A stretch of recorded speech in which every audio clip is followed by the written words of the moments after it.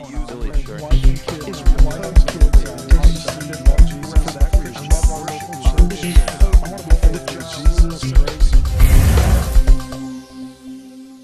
Rich will be talking about the whole debate over administrative amnesty and also where the GOP should be going in terms of how it thinks about immigration policy. Following Rich will be Professor Ting. Ting is the professor of law at the Temple University Beasley School in Philadelphia. He joined that faculty in 1977 and teaches in the areas of citizenship and immigration law and tax law. His articles and media interviews related to those subjects have been published in law reviews and newspapers around the country, and he's been a commentator on numerous programs including PBS NewsHour and NPR. Professor Ting has regularly testified before Congress, including before the 9/11 Commission and the Judiciary Committees of both the U.S. House and Senate. Professor Ting was Assistant Commissioner of the Immigration and Naturalization Service in the early 90s, and he ran as a Republican candidate for the U.S. Senate from the state of Delaware in 2006. Professor Ting serves on the board of directors of the Center for Immigration Studies. He is a graduate of Harvard Law School and Oberlin College. Professor Ting is going to be speaking to us about the rule of law and how that specifically applies to immigration policies across the board. Finally, she's not here yet, but joining us shortly will be Kellyanne Conway. Kellyanne is the founder and president of the polling company and Women Trends. She's one of the most sought after and well-known pollsters in the country. I'm sure many of you have seen her on TV. One reason she's very sought after is she's often right. Her team were one of the few on the Republican side of the aisle to use correct modeling and predict the outcomes of many of the major races in 2012. She's a co-author of What Women Really Want, How American Women Are Quietly Erasing Political, Racial, Class, and Religious Lines to Change the Way We Live. Throughout her 2 decades in market research, Kellyanne has provided research for clients in 46 of the 50 states. But she's not just involved in the political realm. Her clients go from policy organizations like Heritage and Freedom Works to leading brands of other industries, including Major League Baseball, American Express, and Lifetime Television. Kellyanne, her company, just put out a study on immigration and how the American public is increasingly viewing this issue. It just came out this week. A lot of interesting findings, and she's going to share those with us. So to begin, we have a great panel. I'm going to hand it over to Jim Carafano. Jim. Thank you, Genevieve. Well, first of all, thank you for coming today. We really don't care where you stand on the issue, but it's an important issue, and the facts that people are concerned about it, and they want to have a dialogue and exchange on it. That means a lot, I think, and that's important. So I think the contribution I want to make today is to talk about, on the border, how we got here from there. And this is something it's not just an academic subject for me. It's something I've been personally involved in over careers back from when I was in the military with the Cuban boat lift to over a decade at Heritage, where I visited the border several times with local law enforcement, with federal agencies, and also trips to Mexico. So you can really start the history of the border in 1986 with the Reform Bill, because if you actually go back and read it, that reform measure, what it promised ought to resonate a lot with people today who talk about comprehensive reforms. It said, look, we're going to do an amnesty, we're going to clean the slate, and then we're going to fix the problem going forward, because we're going to deal with all the components. We're going to add border security. We are going to implement better visa programs so we can get the workers that employers need to grow jobs and grow the economy. And we're going to force internal immigration and workplace enforcement laws. So that was a promise. Well, we definitely did the amnesty. We didn't do so much on the visa reform and the worker reform and the internal enforcement that was promised. But we actually did enhance border security. And that's, I think, very interesting. Dave Mulhausen is a terrific researcher here at Heritage.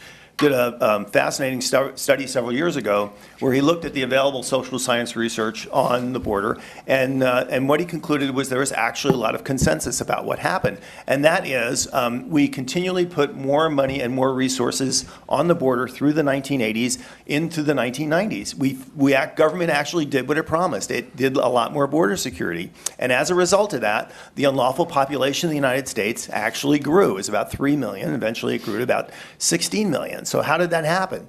Well, in part it happened because since it was more difficult to get in, people that came in, instead of being more migratory in their in their employment. They'd come and do seasonal employment and go back to Mexico because the majority of the population came from Mexico. Since it was difficult to get back in, they would just stay. And since it also happened to coincide with the rise of the economy in the 1980s, in the late 1980s, and there was a lot of construction, you could actually have full-time year-round employment by going from seasonal job to seasonal job. So, so people stayed more. So that bumped up the population. The economy was growing, so people tried harder to get in because the transactional costs are pretty low. If you got, in a sense, thrown back, all you did was try to come back again until you got in. So the economic incentive of getting in was far higher than the cost it was of getting caught and getting sent back.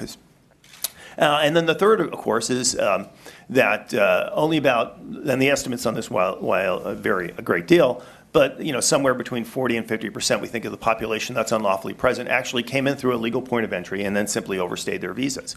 So border security, no matter how you wrap it up, doesn't affect that. As a matter of fact, the tougher your border security gets, actually the more growth you get in the unlawful population from people that come through legally and just overstay.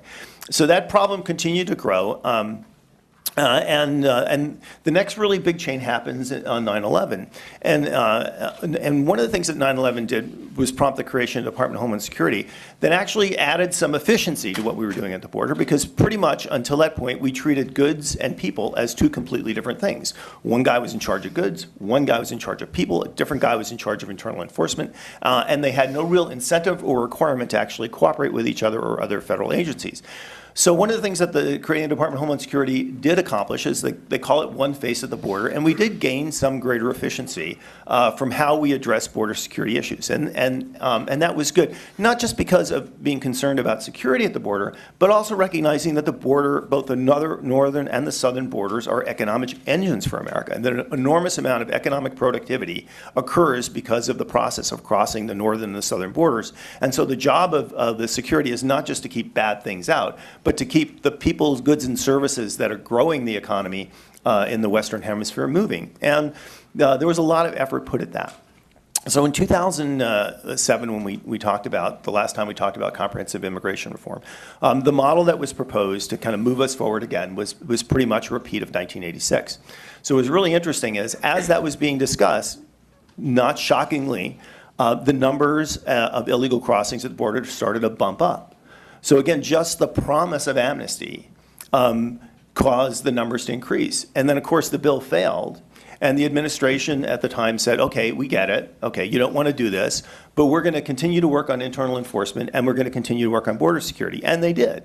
And the numbers, starting in 2008, started to go down. Now, we can equate some of that to the fact that we were in a recession, so that's probably true. But some of it was also due to the increased security.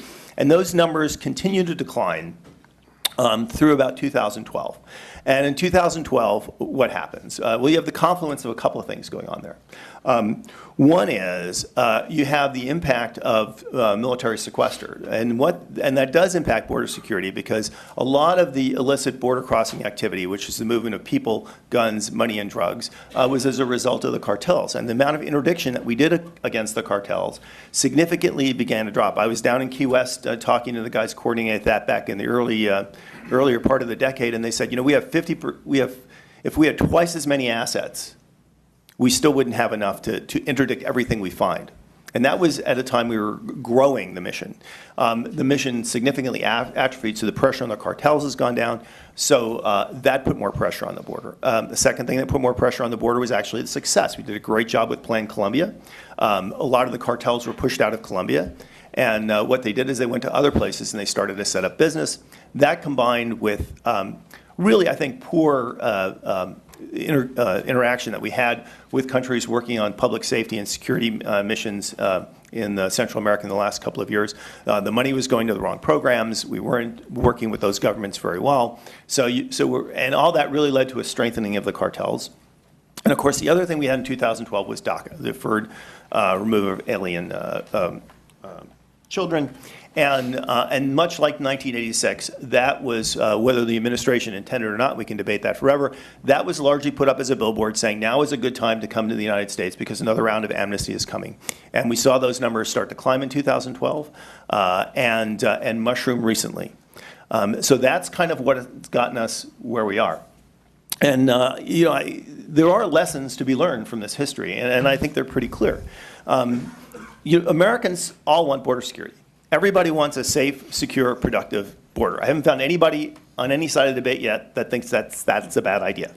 Having said that, we've never quite wrapped our hands around what it really takes to do that. You can't secure a border by standing on the border, because the border is just one step in a line of migration and economic activity that runs from Latin America way into Canada, both legal and illegal. So you have to address the system as a whole if you really want to change the behavior. So yes, good border security is part of that, but so is the enforcement of your internal laws. So is having worker programs that get you the workers you need when they need them to grow the economy and grow more jobs. And part of it is dealing with the countries in Latin America to create the conditions to grow the economy as opposed to just moving people. We've never put a solution on the table that does that. All we've ever done is let's have another amnesty, which is another magnet to overwhelm everything else we're trying to do to fix the problem. So we can talk about this all day long, but until we actually address the problem, rather than just debate amnesty, we're going to wind up right back where we were in 1986. Thanks.